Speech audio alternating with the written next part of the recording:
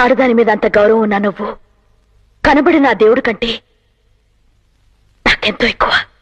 తాళి లేకుండా మీరు భార్య ఎలా అయ్యారు? ఎందుకు కాకూడదు? ఈ రోజుల్లో ఎంతమంది మగాళ్ళు తాళికి ఇవ్వాల్సిన గౌరవం ఇస్తున్నారు?